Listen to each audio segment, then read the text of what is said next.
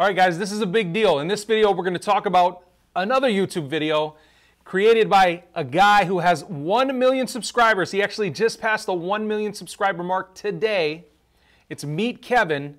He made a video on Nano Dimension. If you want to see what he thinks about Nano Dimension, a guy with 1 million subscribers on YouTube who made $6 million this year probably, stick around. Hey guys, welcome back to the channel. Thank you so much for joining me for another video. I'm Richard Allan. We talk about stocks on this channel and we talk about Nano Dimension a lot. And one of the biggest finance YouTubers on this platform created a video about Nano Dimension, and he goes in depth about the technology. He does great, fantastic research on the company, but there are some places where I disagree with him. But there are some concerns that he brings up that are completely valid. So first of all, I want to show you who Meet Kevin is, okay? This is Meet Kevin. Quick reminder, this video is sponsored by the amazing courses, a link down below, and the Holiday 2020 coupon code. Email me for a bundle up at kevin@meetkevin.com. This is Meet Kevin. Meet Kevin sells a lot of courses. Guys, actually, I took his YouTube course, and there was a ton of fantastic information in it, and has helped me grow my platform here with you guys, and I'm really, really excited about that. So I have to thank him right off the bat. Thank you, Kevin, for your course. But this dude, he makes a ton of money on this platform. Sometimes $1 million per month. He made $9,000 in one day this summer selling courses. One day. So, this guy knows what he's doing on YouTube, but does he know what he's talking about when it comes to Nano Dimension? We're going to find out in this video. So the first clip I want to show you illustrates how complicated this company is, even for a smart guy like Mr. Kevin. This is some really high-level crap here, and I'm just looking at this as like, dude, I just want to know if I need to buy this stock or not. I don't understand half this crap they're talking about. But what I can tell you that I took away from the study, and I'm really happy that I looked up this study, is look, there are going to be some mega sick applications in the future, from robotics to wearables. Wearables is going to be huge for this. Even like in this research report, they were talking about in vivo high-value medical tools. So basically, tiny little potential surgical instruments that have circuit boards in them that need to be super small and flexible, like what we saw in that glove. I mean, endless opportunities here. Endless opportunities here, he says. So he's kind of like I am in terms of like technology. He kind of geeks out about stuff, and I love that he's really, really excited about Nano Dimension. I absolutely love it. I absolutely love it. And so for him to talk about like this wearable stuff and surgical tools that may have these printed circuit boards in them, guys, this is like really, really exciting for him to be on this platform with 1 million subscribers talking about this. Video already has over 100,000 views, so it's really, really cool. We're going to move on to the second part here. This is his take on the potential of the company, okay? The potential is endless here, but unfortunately, that's where some of the problems come up. See, potential and actually being able to make lots of money are two totally different things. And Nano Dimensions is a company that has felt the grind of trying to get 3D printed electronics to take off. They literally had to lay off 20% of their staff after selling just 18 of their 3D printed machines, barely making a couple $1 million in revenue in 2019. So I mean, he gets his stuff right. And it's true. All of this stuff is true. That it's been a grind this year. We've heard it from the CEO himself multiple times. 2019 has been difficult for Nano Dimension. But he also says that they're weathering the storm. They're not spending a bunch of cash. They're not running through any money other than research and development. They're not spending money on sales and marketing. Yet their customers are still upgrading.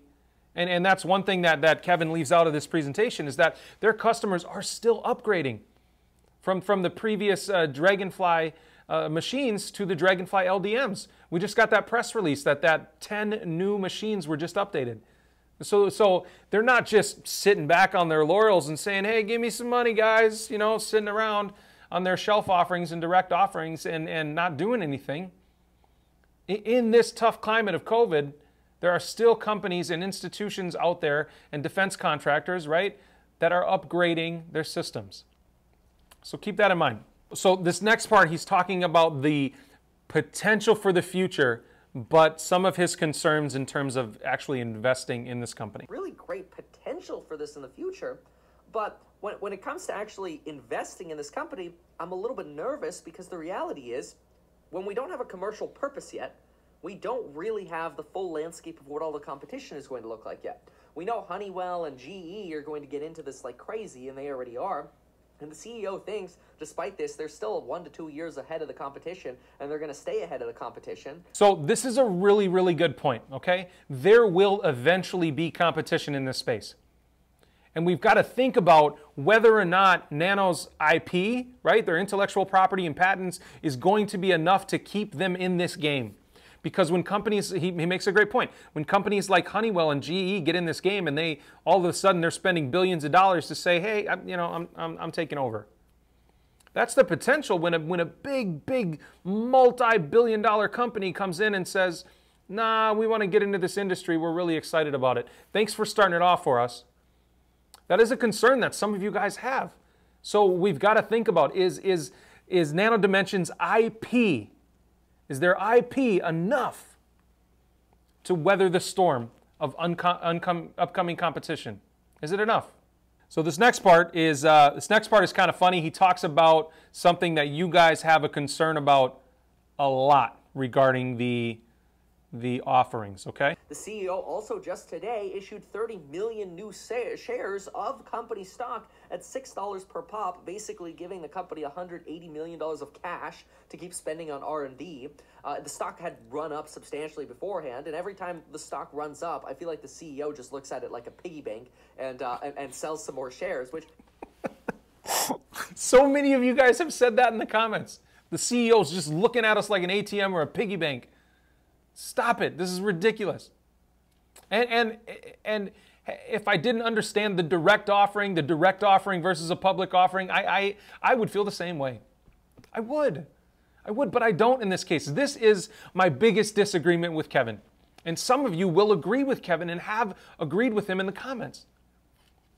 But they're doing direct offerings. They're going to institutions and they're saying, hey, Ark, CVI, guys, we need some money. We got some shares at a little bit of a discount. And they're selling these shares within a few days. They're not just throwing the shares up in the air, right? In a public offering saying, yeah, good luck, guys. We're just going to take a bunch of money. That's not what's happening. And the other thing he leaves out of his presentation is the fact that they're not just spending this money on R&D. They're potentially looking at mergers and acquisitions. So that's something we know that we have to keep in mind when we think about Nano Dimension's future as well. This next part is how Kevin feels about investing in the company right now. So I can tell you, when it comes to investing in Nano Dimensions, this is not really a fundamentals play. This is more of like a hope play. But I sort of agree with this idea that it's a bit of a hope play right now. And a lot of you guys share that sentiment in the comments. I kind of agree that this is a hope play for the future. But we also know they've been in talks with 100 different companies about mergers and acquisitions. So we know that, right? So it really isn't a pure hope play until we know what they're spending the money on, who they're acquiring or being acquired by or merging with. Like, those are questions that we have to answer. And a lot of us got in early enough on this stock that we're like, yeah, we're good. Some of us have a cost basis under $4. Some of us have a cost basis under $3, under $2 even, right? So we're the ones that can weather the storm a little more than the people that bought in at $7, right? But the stock has already gone up. It dipped down towards 6. It pulled back up like we talked about. This next part, Kevin specifically talks about Ark Invest and their influence on Nano Dimension. So when it comes to really looking at this from like a fundamentals and market POV, the only thing that's propping up this share price right now is the fact that Ark Invest is buying it like crazy, and people think Ark Invest is the god when it comes to investing. And maybe he's right, guys. Maybe he's right. But this company did not come on my radar because of Ark Invest, simply because of Ark Invest. You know who brought it to my attention? I just talked about him in my last video. Dead Inside did. And when he brought this to my attention, I made 80% in one day flipping this, just doing a quick swing trade. 80% in one day on the money I had invested in there. And I put a good amount of money in there. But then when I started to research the company, I started to fall in love with the idea of the possibility, the hope play that he just spoke about. But let me know down in the comments, did you guys get involved with this company simply because of what Ark Invest does? Because if that's the case, that may not be a good way to invest in the future, and I'll tell you why, right? Look at their 3D printing ETF. Nano Dimension is not in the 3D printing ETF, but if you look at their 3D printing ETF, they own pretty much a stake in every 3D printing company. Like it's a crazy amount, okay? And what Nano Dimension is doing in that ETF specifically, they're saying, you know what? One of these is going to take off. Maybe 5 of them will take off. That they have enough money to spend millions of dollars across the board in that entire ETF and say, one of them's going to pop. We'll make our money back. Don't worry about us. Right? And we don't have that luxury. So if you're going to invest purely because Ark Invest is in, that may not be a good idea, especially for this company, because Ark Invest could be saying, you know what? I think there's a better chance than not that this is going to take off and we're going to put some money in there. But Ark Invest also has, tens of millions of dollars in Nano Dimension. They have over 3 million shares, right? So that's something to consider too. But I am not investing in Nano Dimension or talking about Nano Dimension simply because of Ark Invest. It's because of Dead Inside. So the last point that Kevin makes, and I want to play it for you real quick, he had just said, I'm going to invest a teeny little bit. But when you're making $6 million a year, who the hell knows how much a teeny little bit is, right? But I want to play this part for you real quick. But yeah, high risk play here, huge potential in the future. I mean, this is the future. We just don't know if Nano Dimensions is going to be part of that future yet. Whoa. This is the future. We just don't know if Nano Dimension will be part of that future. He's right. He's right. As much as I want to disagree with him on that statement, I can't. I can't. There is a chance that a competitor comes in and says, and they crush him up. But there's also a chance that Nano Dimension is ahead of the curve enough. They have enough patents and IP that no one can crush them in the future. There's also a chance that a company comes in and says, I want all your IP. I'll give you $1 billion. No problem. See ya. What do you guys think? Like, tell me what you think about Kevin's take. I think it's really cool that such a prominent person on this platform is covering such a tiny stock. And I don't know why, other than I've posted a bunch of videos in his private Discord about Nano Dimension. That could be why. Probably not. Probably not. He probably saw the direct offering thing come through, but we've specifically talked about Ark Invest and Nano Dimension in that Discord before. And I will let you guys know if Kevin ends up taking a stake in Nano Dimension, because I think that will bode well for the future of the company in terms of, he's a smart dude. He's a really, really smart guy.